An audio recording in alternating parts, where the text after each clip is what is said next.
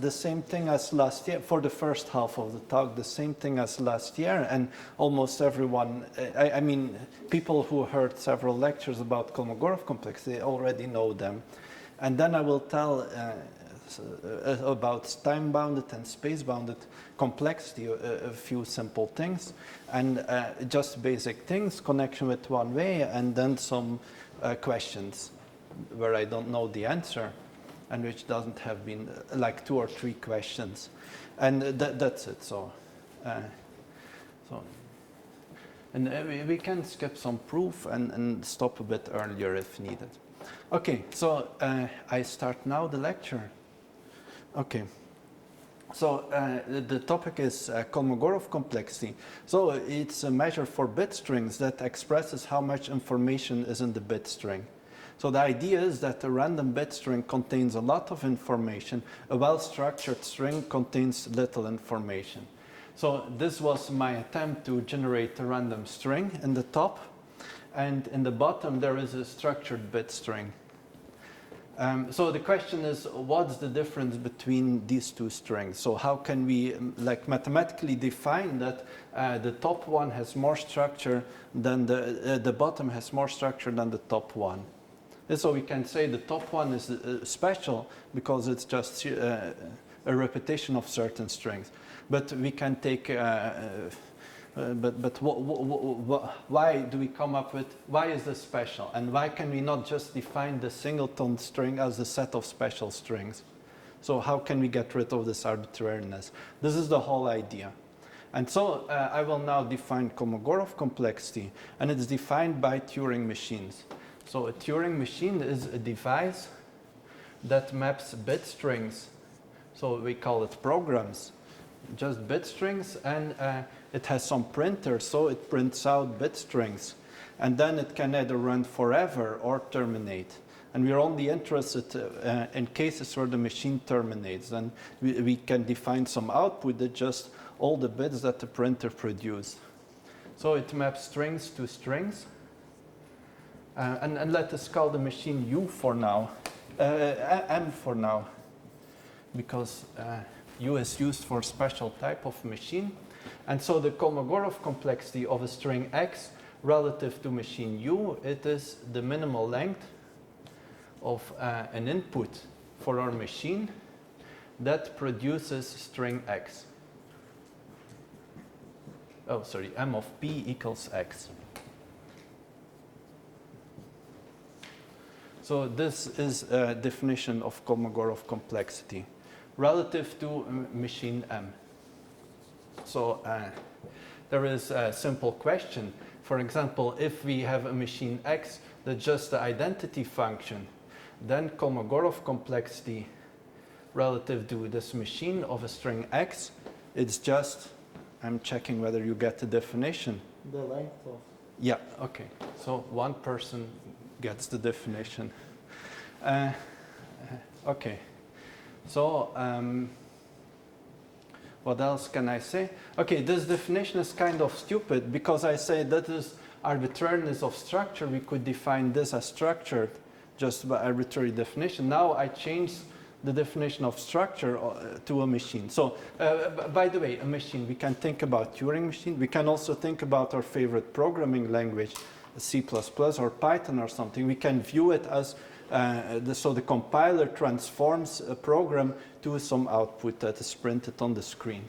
We can also think about decompressor for zip, for example, for images or something. Again, it's a program, you give it a binary file and it prints out something on the screen. Okay, so it's P. It's just a bit string. Just a bit. Yeah, P is an input for the machine. It's a bit string. Okay. Yeah, it's just a binary file. Okay. So now how can we get rid of arbitrariness of the machine? And so there exist special machines. They're called optimal machines.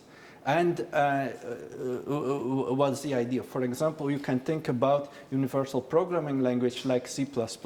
If you like C++ and I like Python, so I can deal with your programs in C++, let's do it opposite. So if I like Python, you like C++, if I like C++, you Python, and then I can use a compiler Python written in C++. It's like a fixed string. And so if you give me your Python program, I combine it with my precompiler, and then just I can do exactly the same as you have been doing. And so it's a special type of machine that so C++ is a special language.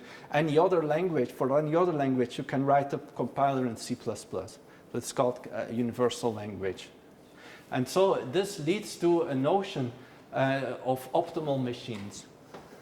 So what's the definition of optimal machine? So U is optimal if Kolmogorov complexity increases by at most a constant when we switch from any machine M. So Kolmogorov complexity increases at most by a constant when we switch from any machine M to the optimal machine. So that's the idea. So let me write the definition.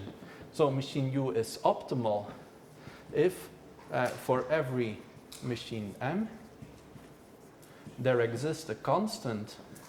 So for every input, so for every string, for every output, we have that the complexity of the optimal machine of X is bounded by the other machine plus this constant. So this is definition. So when you give me a machine, Python, then I know that there is a constant, the length of the precompiler, so that the program on C++, minimal length of program on C++, is bounded by length of program in Python plus length of the compiler. So that's the idea between the theorem. So that's actually, I told the proof of the theorem that says there exists an optimal machine. So I told you the definition and the theorem at this proof of some theorem at the same time. So theorem is there exists an optimal machine. But I mean the proof of this theorem is like easier than parsing the definition, kind of. So is it clear? You want me to explain it one more time? So actually, let's make a little side note.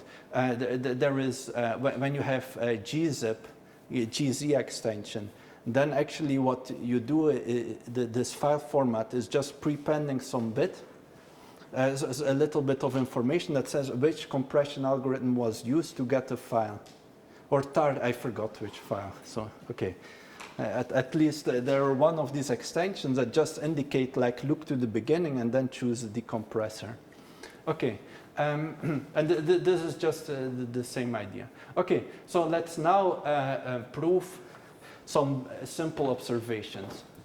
Like what is, let us prove that complexity of X is bounded by length of X plus some constant of 1, some constant that does not depend on X. So how can we prove it?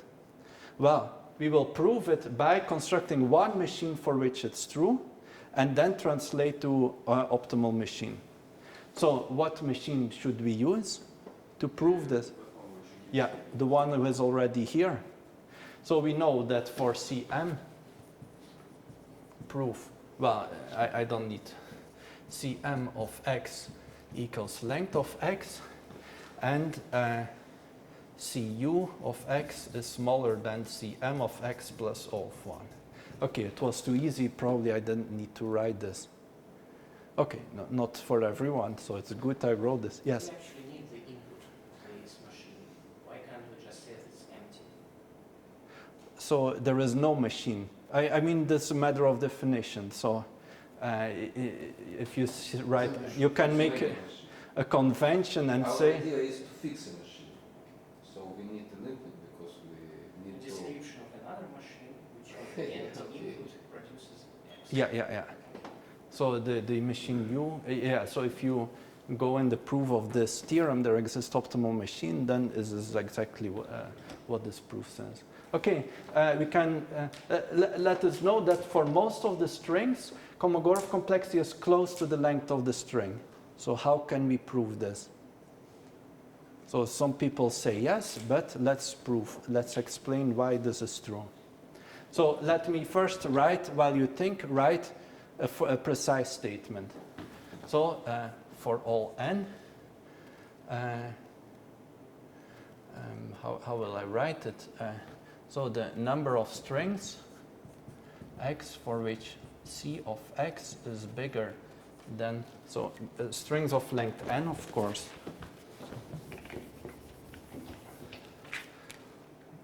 In 0, 1, n, c of x bigger than n minus c. Or let's do the opposite. Strictly smaller than n minus c is strictly smaller than 2 to the power n minus c. Okay, can simplify a little bit. So, number of strings of complexity strictly less than k is at most is strictly less than 2 to the power k. So why is it true? So let us think about definition of machine. It maps bit strings to bit strings. So for every string with small complexity, we need a short program. We need a short input for our machine here. P as the input. Okay? So for every string that has small complexity, we need a small string that produces this string. And every program can only produce one string. That's our observation. And we have few short programs. So how many programs do we have of length less than k? P with length less than k. So how much is it? Yeah, so programs of length 0, there is just one. Programs of length 1 is 2, and so on. So we have arithmetic progression minus 1, and this is equal to k minus 1. So it's less than 2 to the power k. So if we fix some constant c, whatever, to 10 or something, then we see that most strings have complexity close to their length. Okay. So here I generated a random string. So the shortest binary program with high maybe I failed a little bit. I cannot brute force now. But I generated the string, and with high probability it should have been a string that has no program shorter than whatever, 20 bits minus 10 or so. Okay. Yes, so this next property. We can also define Kolmogorov complexity of a number. And that's just like Kolmogorov complexity of a string containing n zeros. 0 to the power n, I mean a string with n zeros. Okay? And so this string, this string has high complexity. This string, 0 to the power n, has small complexity. So it's smaller than log n plus O of 1. So how could we prove this? Well, we can use binary representation of that number and just print it. Yeah, exactly. So we choose m of p equals 0 to the power p, where we interpret p as a number in binary. And then we go to the universal machine. By the way, I stopped writing the universal machine because, sorry, this is a definition. I stopped writing optimal machine. It's a common convention to fix one optimal machine, and each time there is a statement that doesn't depend on choice of initial optimal machine, we just drop this index for convenience. Okay, so know that for each optimal machine, I forgot to tell it, but it's kind of clear. Complexity, if U and V are optimal machines, their Kolmogorov complexity are equal up to additive constant. Right, so that's how we get rid of the choice of the machine, almost rid of the choice of the machine. Okay, now let's do one more exercise. Kolmogorov complexity of a string. this is smaller than logarithm of length of the string plus O of 1. So why this is true? So know that here we have the same optimal machine, but we dropped it because it doesn't affect the choice. So how can we prove this? It's an easy question. So, eh?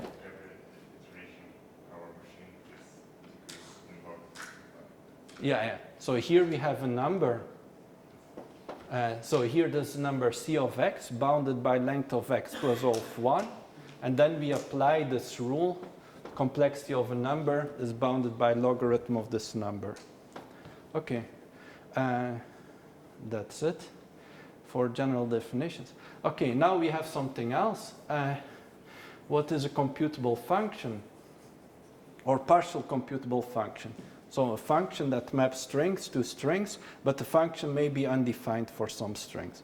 And we call such a function computable if there exists a machine that never terminates when the function is undefined for a given input, and otherwise, given the argument, produces the value of the function.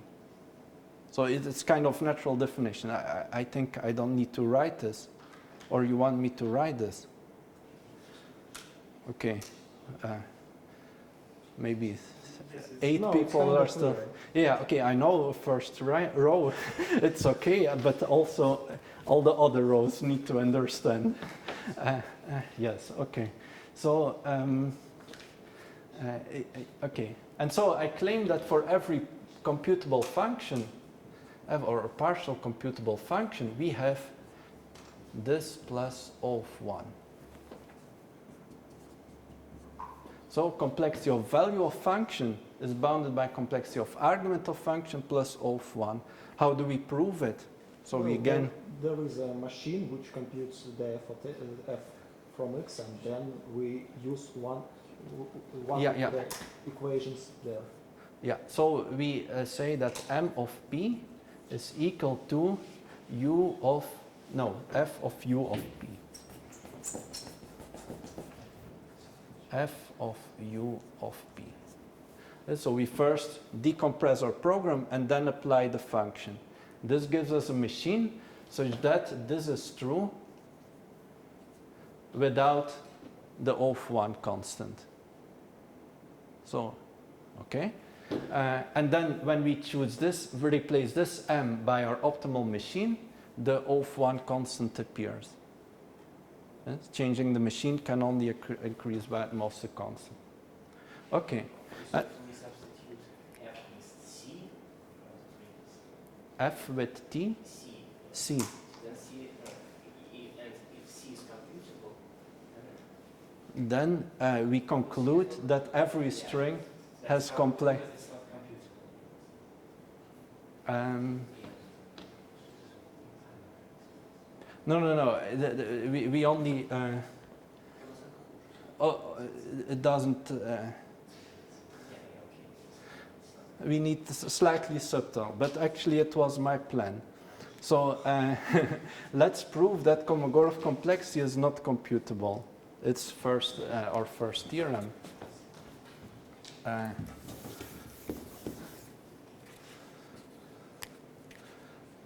Okay, I think I will remove this.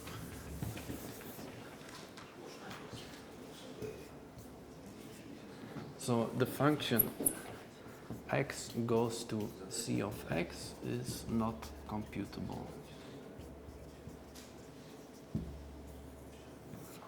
Okay, proof follows idea of Berry paradox.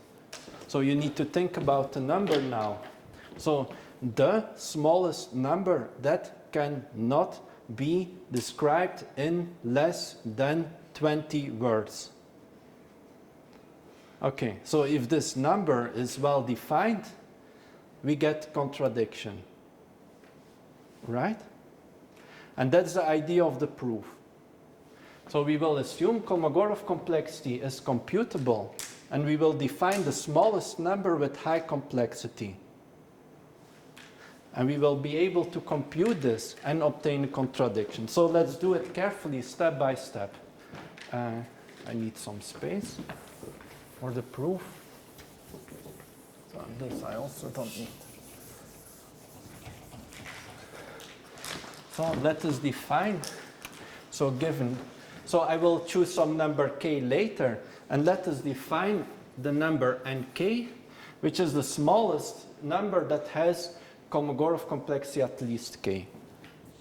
So it is the minimum of n, for which C of n is at least k.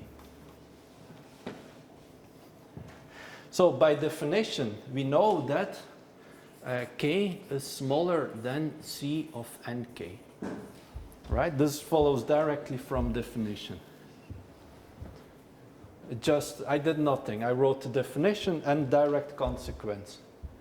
Now let us think that Kolmogorov complexity is computable. I claim that the function k to nk is also computable. So can somebody say why it's also computable? If C is computable for some optimal machine. So okay, here I need to fix the optimal machine. So fix U. Okay, why is nk computable? What's the algorithm? Imagine we have algorithm for C, then yeah, we try all the numbers, and then from small to big, and we stop at the first one that has large complexity. So mapping k to nk is computable. What do we know? That this is smaller than complexity of k plus O of 1. Right? Function is computable, so complexity of value is smaller than complexity of argument plus O of 1. Here we have a number. What do we know about number? Complexity is bounded by its logarithm. So we have smaller than log k plus O of 1. Okay. Now I promise to choose k, and then we contain a contradiction. Well, k should just be twice as constant, and then we have a contradiction. So what we did, we assume complexity is computable. Then we choose k large enough and get a contradiction. Conclusion, complexity is not computable. Okay, so this is a nice exercise. And it has interesting corollary, which led to like one of the first papers on Kolmogorov complexity. It is a kind of natural example of a mathematical statement that's true but not provable. So what is the statement? Statement is that complexity is equal to some number. I mean, we cannot fix one particular statement, but we know that among many such statements, one of them must be true but not provable. So I'm looking to statements of the form complexity of x. So now it's important to fix some machine U. It doesn't matter which one, but we just need to fix one to define a statement that says Kolmogorov complexity of x is equal to k. We have, okay.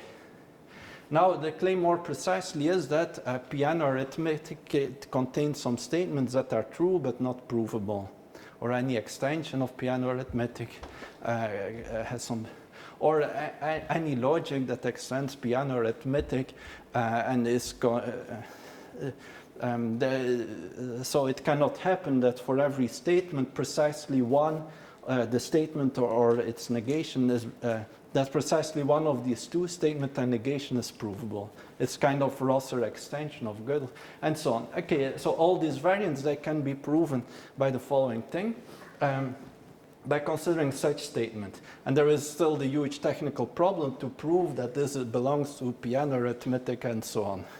Okay, but what we already proved is that there is, for every x, one of the following statements is true. C of x equals 0. And so if we take the disjunction of the statements, Cu of x equals 1, and so on, Cu of x equals length of x plus some constant c. Okay, let me write it in the next line. Or cu of x equals length of x plus constant. So we know that this disjunction must be true. It is what we proved here. Oh, I deleted it. Complexity is bounded by length of x plus a constant. Here the c is a constant that depends on the machine. So for every machine we get such a constant. We know that the disjunction must be true. So we know that one of these statements must be true. Okay, so now imagine that for every statement we have exactly proof for one of the two cases, the statement and its negation. And so it would be the ideal world that there exists some logic, and for every mathematical statement we have exactly one proof, either of the statement or its negation. That's the dream. This dream was killed by Gödel and Rosser. So, Yeah. is it that this statement has non-fixed length? Like we have for each x, so for each. Well, there is a bunch of statements. If we choose x to be too small, we will fail. In our proof, we will need that x is large. But we don't know how large. It depends on the details of our proof system. Okay, so now let us say a little bit what is a proof actually. So, yeah. Can I ask a question? But we know because of the inequalities that for each x this should be right because Yeah, this statement. But I will prove that one of these substatements must be true but unprovable. Well, okay, it's not clear. So I will prove that one of these statements will be true, but any proof for every proof system, it must fail to prove the statement. So for one of these substatements, it must be impossible to prove it, or either to prove its negation. So we will. Yeah, but I think we need Why? to define. It's not clear why. No, I didn't say why. We need to define what is the proof system. Otherwise, Exactly. It's not clear. Yeah. This is what I wanted to do now. Okay. What is a proof system and valid proof and so on. And we will use easy definition. So in practice, it's a bunch of rules. A bunch of rules, and a proof is a sequence of statements, and with these rules you can translate one statement to another one. And a correct proof, you start from some initial starting rules and you derive the mathematical statement you want to prove. But we can abstract over all this and say that a proof system is just a function that receives a mathematical statement and a string, and decide whether it accepts the proof, yes or no. And the property we want is that for each statement, either the statement has a proof or its negation has a proof. It is the thing that we want. Okay, so that's our thing we want. Either the statement has a proof or its negation. So we can prove, now imagine that all the substatements have a proof or their negation has a proof. What can we do? We can search over all proofs, iterate over all possible proofs. They're just binary strings. And then if precisely one of these claims has a proof, we can find this claim, and we've computed Kolmogorov complexity. So this is impossible because we just said Kolmogorov complexity is not computable. Okay, so we know that. Let me repeat it because it's not clear for everyone. Here are a bunch of statements. We know precisely one of these statements is true. If we can know which one is true, we can compute Kolmogorov complexity of x. Okay. Now let us believe in Rosser's dream.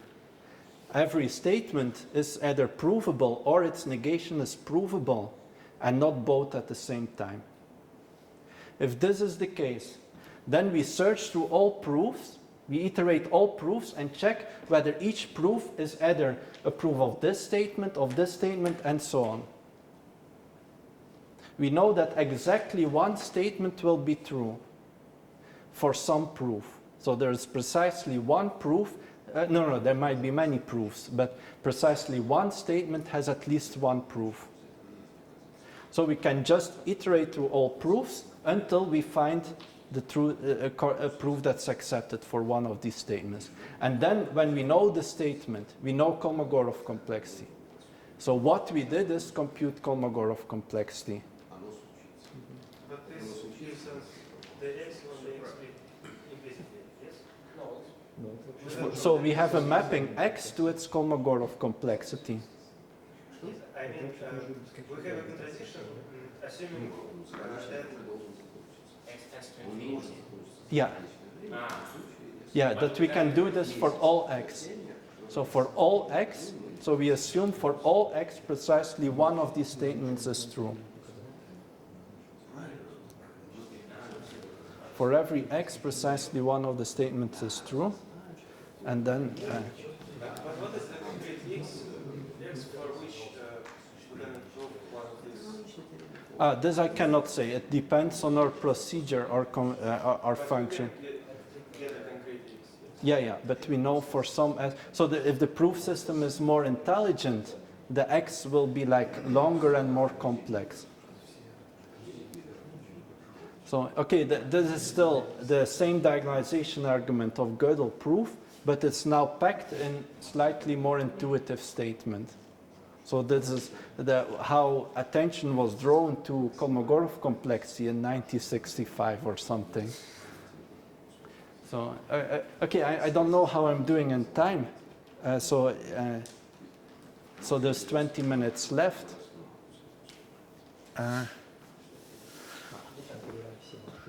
Okay, so maybe I should speak about some open questions and skip all the other things. I mean, it was our task to give some open questions for research. Okay, and so open questions, they are related to symmetry of information. It's important.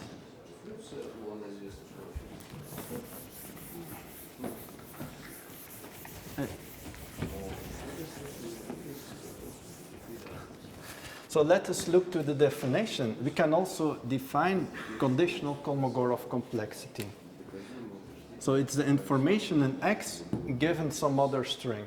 Information in X that's not in Y, and it's defined by giving an extra input to our machine. Yes? So the machine can read the program and the extra input and produce X. For example, so let us do a small exercise. Complexity of X given X. So this is at most, let's have an upper bound of 1, right? Because it just copies auxiliary input to the output. And so symmetry of information means C x of y is equal. Okay, we also can define Kolmogorov complexity for pair of strings. If we just think about a printer that can print a string, then a blank, and then another string, for example. There are many ways to define it. And so complexity of a pair is equal to complexity of y given x plus O of log complexity of xy. So this is symmetry of information. It means that somehow information can sometimes be interpreted as a block, like a stream of subs. I mean, this, what I'm saying, people will kill me for it, but as things are simple enough, you can view information as kind of substance.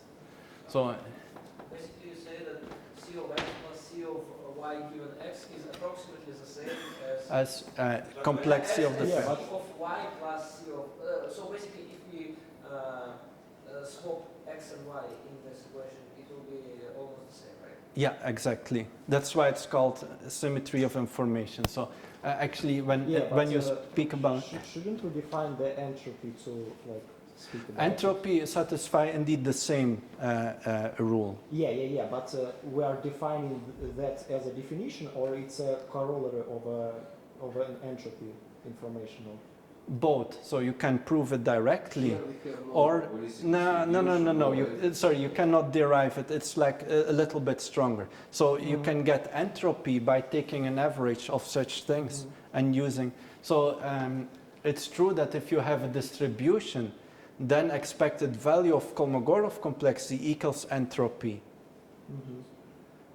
expected value of okay, so this seems to be new.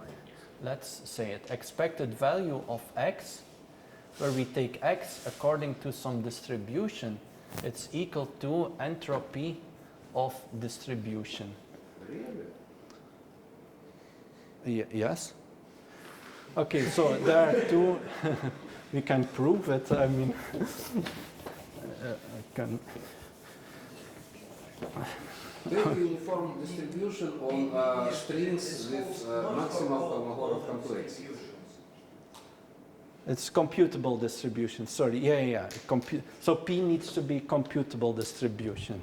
For sure, it holds for Bernoulli distributions on strings of M with precision order of n. So here P is a distribution over all bit strings. So P is a distribution if you take all bit strings. Then this is true. Okay, proof is a little bit tricky because the shortest programs, okay, I will quickly say it. Shortest programs, we can consider prefix-free version, but I forgot the logarithm here. I see. Yeah. So you need actually prefix-free complexity. Yeah. Then you have prefix code here. Yeah. Yeah, can you say the idea of the proof? So one direction is that we can. Assume that P is concentrated only on one string of very large complexity. Is it computable or not? P is okay. Then okay. Let's say we add the complexity of P here. So I assume if P is fixed and I allow the constant to depend on P, then it's still okay. But if we want constant independent of P, we have to add the complexity of P here. But if P is a distribution, what is it? It is it's the short. computable distribution. Okay. Yeah, so the shortest program that computes it. Okay. So yes, that's how you can get a Shannon entropy from Kolmogorov complexity. And actually this is general theme. So there is wealth of Shannon entropy and Kolmogorov complexity. They do, a lot of results are very similar. Not all, but a lot of them. But the proofs are different. And it has to do with certain very subtle things that can break this equality and for certain questions. And so that means that certain things, so in this world everything is discrete, but here there is no computability in the Shannon world. And so there is like different sets of problems, but there is a huge overlap in practice. But still, two techniques from one area can help for the other and vice versa. And Shannon entropy is a huge area of research. It's hundreds of papers every year. Okay, so Kolmogorov, unfortunately, fewer papers every year. That, or it's good because then it's like you can take your time and think about the problem without worrying that in the meantime somebody else. Okay, so I wanted to speak. Let's say something about what is important in theoretical computer science, one-way functions. There is a question, do one-way functions exist? Example of, so what is one-way function? From argument to value, you can go in polynomial time, but inverse to get a pseudo-inverse. So to find an argument that produces a given value, you cannot do in polynomial time. There exist trapdoor functions which are important for cryptography. That means you can go back if you know some secret. So we want to build some nice hash function. Yeah. So we want, And so question of whether there exists one-way permutation. So one-way function that's also permutation is closely related to symmetry of information. So Okay, before I say this, I need to define resource-bounded Kolmogorov complexity. Let's start with space-bound. So here I put a space-bound, and so I require that y is mapped to x by a program that uses at most s bits on the work tape. Okay, I will skip it because of time. Let's just, so this is clear. And the nice thing is that symmetry of information holds for space-bounded Kolmogorov complexity. So what does it mean? That if I put S here, let's say put S tilde here, then it is valid for a lot of values of S tilde. And what do I mean with a lot? So, I need more space. So what's the statement? For every S, there exists S tilde in the interval S plus order length of X plus length of Y, such that this is true. Okay, and here also S tilde, of course. So this is theorem. It's not true. No, it's not true. In your formula, S is missing. That's Yeah, so for every S, there exists S tilde in the interval. In formula you should... Yeah, my interval is not right. Between S and clear, S plus a little bit. In the formula you use tilde S... Everywhere. It's the plan. Yeah, that's what I meant. So for every S... No, but you don't use S tilde. Yeah, so I don't want to write two inequalities here, so I will reuse... So the statement is current. There exists S. Yeah. S in this... There exists S tilde okay, close to S for which we have equality. So there are several variants. This is just the one I can write very fast, and I can formulate open question. Can we decrease the size of this interval to something sublinear? So, so this formulation is from 2 years ago by Shen, Romashenko, and a few others. So, it's the best of our knowledge. Yeah. Well, there are incomparable statements with two inequalities and so on, but okay. But in terms of some X. Yeah. In this form, we cannot prove any better than. than linear. Okay, and so now we can do something similar for time, or try to do something similar for time, but we will get into an obstacle. It will be an open question. So okay, I will just call the variable t, and just now machine runs in time. So m of x in time t. Okay. Now can we do the same thing, but now interpret S tilde as time? Okay. So I claim that if one-way permutations exist, then this fails for any polynomial here. And we can be a bit more precise about which inequality fails.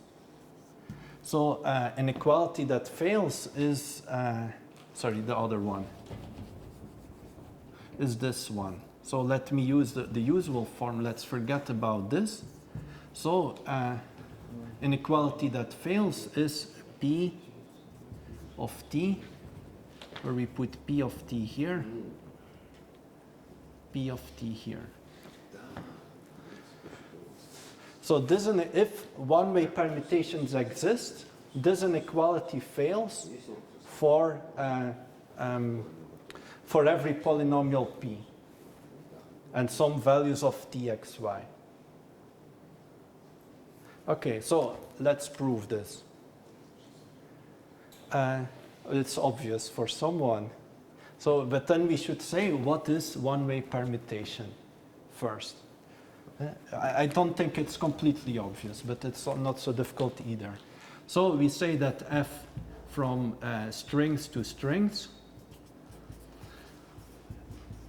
Okay, and to save time, I will just assume that length of f of x equals length of x, to make things a little bit simpler. This is not in the standard definition of one-way permutation. And so there are two conditions, f computable and polytime. So that means if you give the program a string of length n, it computes in time polynomial in n, the output, oh, this is already clear, sorry. And then we want it, so for every probabilistic polynomial time algorithm G, so for every G, for every n, for every C, sorry, I am not doing right. I should say for every C and for every large enough n. Only I can use big O. For every n, it's okay. Yeah.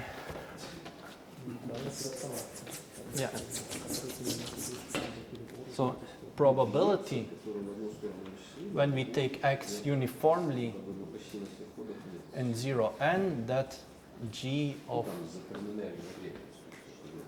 x equals f minus 1 of x. This probability is bounded by 1 to the power n to the power c. So if these two conditions are satisfied, then f is one-way permutation. So let us now say, so there is a small lemma, if one-way permutation exists, if one-way permutation exists, then symmetry of information or this inequality fails. So this is another theorem. Okay, so how do we prove this? So let us take a random string x. Because here, note here probability is over selection of random string x, and also the randomness in our probabilistic algorithm G. So here is every probabilistic algorithm that runs in polynomial time. Is a quantifier here. Okay, so let us look to a random string x. Recall that most strings are random. We proved this. And let us set y equal to the value of one-way function in x. So what do we have here? If t is some polynomial, so even some small polynomial enough to evaluate the one-way permutation, then this will be equal to n plus O of 1. Because random x of length n has complexity close to n with high probability. So if we take such a random, and y we get for free by evaluating one-way permutation. So for the same reason, this is equal to n plus O of 1, even if we increase the time bound, since Kolmogorov complexity is f of 1. Sorry, and I flipped, we need the other direction. But this doesn't change anything. Okay, so still n plus O of 1 because we apply one-way permutation. So with a slow program, we can get x from y. But still computable, we get x from y. So y contains at least the information in x, it's still n plus O of 1. But here this one is higher. How do I know? I claim that for every c, this is at least c log n, provided n is large enough. So why is this at least c log of n? We want to apply this thing, and we want to apply it to some special inverter G. What will this inverter do? It will guess the program that produces x from y. It will guess a program of length c log n that produces x from y. And we know that and run it. So if such a program exists, then this G will be successful with probability at least 1 over n plus c when we consider programs of this length. So if such an efficient fast program exists, G will be successful, but this violates condition of one-way function. Okay, so what have we proven now? If one-way function exists, then symmetry of information for time-bounded complexity is valid. Question whether the opposite is true is a huge open question. So really clever Japanese or Chinese people have written amazing papers, and there exists some partial result with some strange notion of probabilistic Kolmogorov complexity. You can get the other direction, but this version is open problem. Okay, so there exist more variants of Kolmogorov complexity. One interesting variant, just 1 minute, and so I will say one open question, and then it's finished. So there exists a notion of adiabatic computation. So there is the problem of iterated matrix multiplication. It's not known how to do it in logarithmic space. But there exists a special program that can use a full memory and use the full memory somehow to solve this problem using logarithmic space, real memory, and a full memory. Suddenly this problem can be solved in this space with just logarithmic space.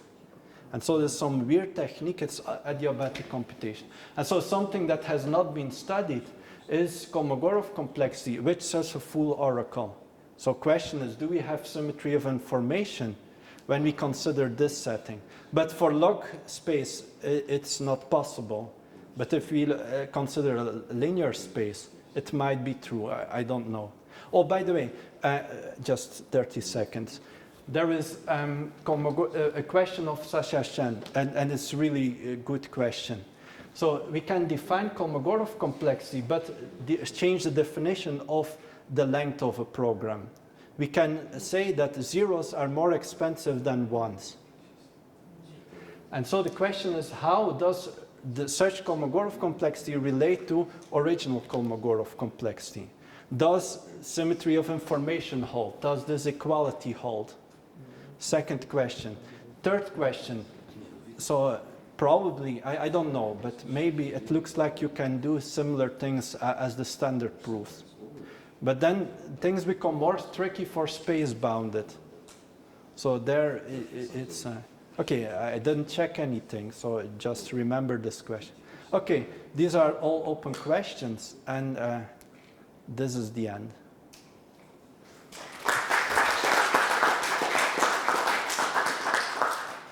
Yes? So you mentioned that Kolmogorov complexity is not computable, but can we compute approximately? No, also, no, not even approximately. So you can just store finitely many values. It's the best, yeah.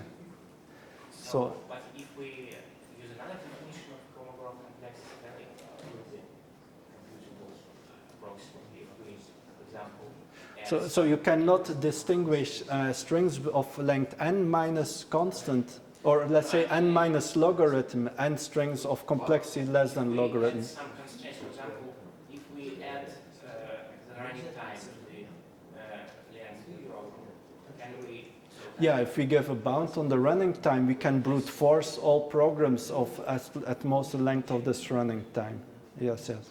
Bruno, but Kolmogorov complexity, as I know, is computable with how to program one. Yeah, yeah. So zero prime. Yeah. But actually, there are there are some variants, but there exists time-bounded Kolmogorov complexity with a polynomial, and then the question is whether this is NP-hard problem. So, given a string, whether you can get a decision complexity with polynomial bound.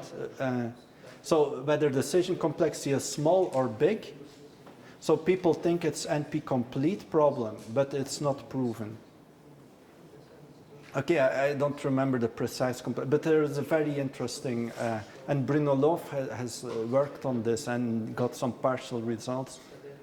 So just computing time-bounded Kolmogorov complexity also, the status is not clear. It must be somewhere between P and NP. Yeah.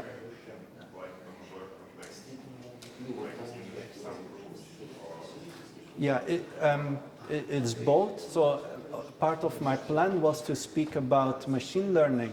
So original motivation in 1955 by Solomonov was to have universal prediction strategy for strings. And he says if you want to predict a string bit by bit, then you can take majority vote defined on some weights using machines. A number of mistakes you make is equal to Kolmogorov complexity. So maximal number of mistakes is equal to Kolmogorov complexity of the string. So guessing a string bit by bit. So number of so there's connection with statistical learning theory. So Kolmogorov's motivation was to give philosophical foundation of statistics. And now it's used a lot in theoretical computer science inside proofs. For example, there was a recent connection to existence between two types of one-way functions. Existence of one-way function. An intermediate step of the proof was symmetry of information. Proving that is both equivalent to symmetry of information with special types of Kolmogorov complexity. So it's both inside proofs, especially for computational, related questions to computational complexity, but some questions are like more philosophical. Okay, I spoke too long. More questions? Yeah. Yes, I have a question. The following. You have mentioned, you have a proof that there exists a statement of arithmetic which is true but unprovable. Yeah. So there is a statement. So okay, the next conjecture is whether it's true that each statement is either true or is either provable or refutable, or it is provable. So that it is not provable. Yes. Yeah. And this probably also turns out to be false. Yes? Yeah, indeed. Yeah, you remember it correctly. So assuming your proof system is consistent, then you can prove that there exists a statement that's neither provable nor disputable, nor provable that it's neither provable or disputable. And so you can add this axiom to your system and then assume that it's still consistent and continue infinitely often. I never studied the proof of this, but yeah. And the question is, can you give Kolmogorov complexity proof of this thing? It's actually good. For piano, it's clear because you can say The final standard model of piano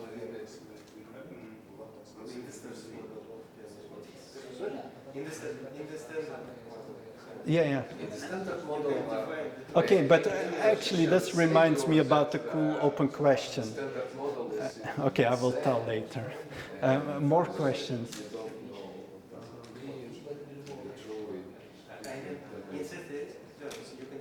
Okay, then we are finished. So have a nice evening, relax.